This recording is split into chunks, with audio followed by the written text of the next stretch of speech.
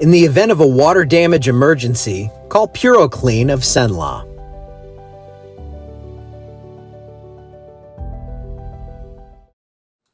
Good morning. I'm looking at Toledo Bend here, but I'm jealous. I'm actually looking on another screen because there's tons of snow falling all over the Midwest. I'll show you that on radar in just a second. I'm jealous. I'm happy for them. My mom and uncle and aunt have been sending me pictures, and about 5 inches of snow up around St. Louis. It has turned over to rain, and you do not care because you're watching for Louisiana weather, but I am very, yes, dreary around here. Mom, you have snow. She's bragging. No, it's neat to see that stuff. And neat to see an early start to winter. I love it. Toledo Bend looking dreary, as Karen has indicated here. So we don't have a lot going on locally, just some light showers and sprinkles. Pretty cool clouds out there. There's some wave action. Sorry about the blink here. I've got a light that just started doing that, and yeah, I had one do it yesterday, so I guess it's time to change out the lights.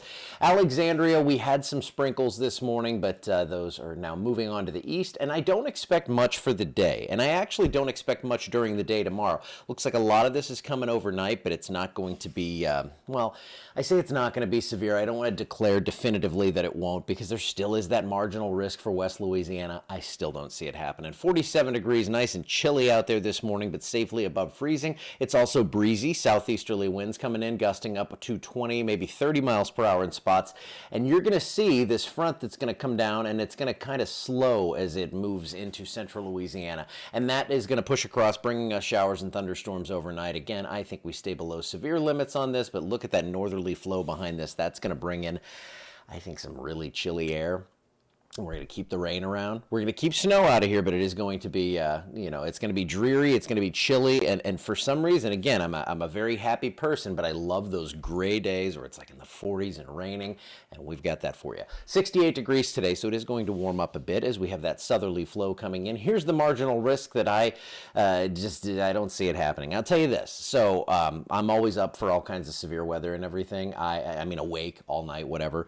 I'm going to be down at the family's. We're roasting a pig today. It might be a little soggy, the pig, with a little rain this morning, but it's not one of these I plan on staying up all night for, because if we see anything, it's going to be non-tornadic. It would be an isolated, maybe a little hail or wind. I don't even know what SPC is thinking here.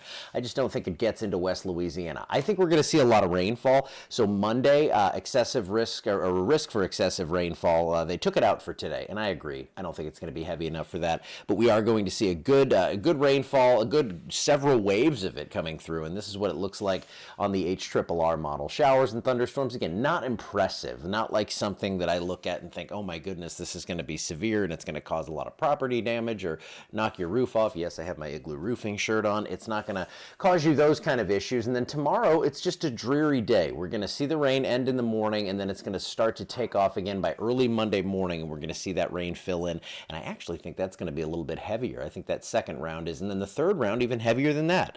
So the GFS model showing the snow turning to rain up in St. Louis. Here comes wave one overnight tonight, but going beyond that, showers and possibly a few rumbles of thunder, but certainly nothing severe on Monday into Monday night, and that's going to bring us another 1/2 inch to 2 inches of rain after we see the 1/2 inch to inch or so out of what we're going to get tonight. And then Thursday morning, we start it all up again, and then we see another wave come through by around Friday or Saturday. So it is an unsettled pattern with endless waves of rain. Now, they'll end at some point, but here is the next. Okay, so don't look at this and think, okay, Nick took totals down.